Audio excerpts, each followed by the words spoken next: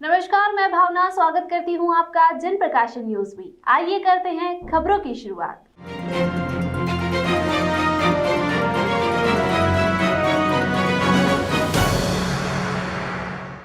1 फरवरी को केंद्र सरकार द्वारा आम बजट पेश किया गया था, जिसको लेकर बीजेपी के सांसद से लेकर केंद्रीय मंत्री तक लगातार अलग अलग क्षेत्रों में जाकर आम बजट को लेकर पत्रकारों से रूबरू हो रहे हैं। इसी क्रम में केंद्रीय वित्त राज्य मंत्री भागवत कराड़ अपने एक दिवसीय दौरे पर इंदौर पहुंचे, जहां उन्होंने बजट को लेकर पत्रकारों से चर्चा की।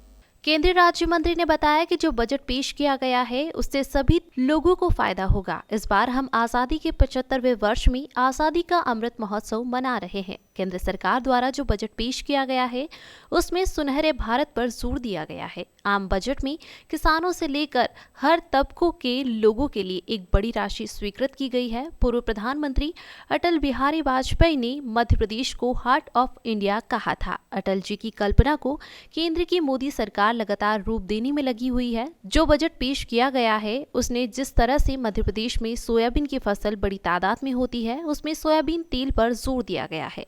सरकार ने नेशनल हाईवे के नेटवर्क को 25,000 किलोमीटर बनाने का निर्णय लिया है। इसके लिए 20,000 करोड़ रुपए बजट में दिए गए हैं। वहीं कोविड के बाद भारत ने पूरी दुनिया में निर्यात बढ़ाने का प्रण किया है। इसको लेकर प्रधानमंत्री गति शक्ति मास्टर प्लान 2022 व 2023 बनाया गया है। प्रधानमंत्री जनधन योजना के अंतर्गत खोले गए तकरीबन 1.5 लाख करोड़ की जमा पूंजी है।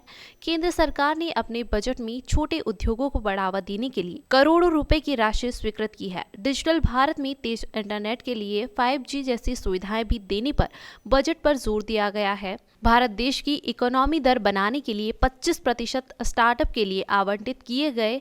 कुल मिलाकर केंद्रीय वित्त राज्य मंत्री भागवत कराड़ पूरी प्रेस कॉन्फ्रेंस में केंद्र सरकार की तारीफों की पुल बांधते हुए नजर आए।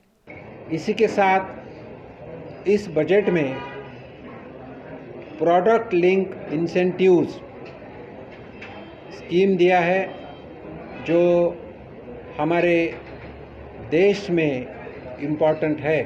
कुछ products, for example Madhya Pradesh में सोयाबीन बहुत बनती है, आती है, तो ऑयल सीड प्रोडक्ट्स के लिए ये स्कीम है।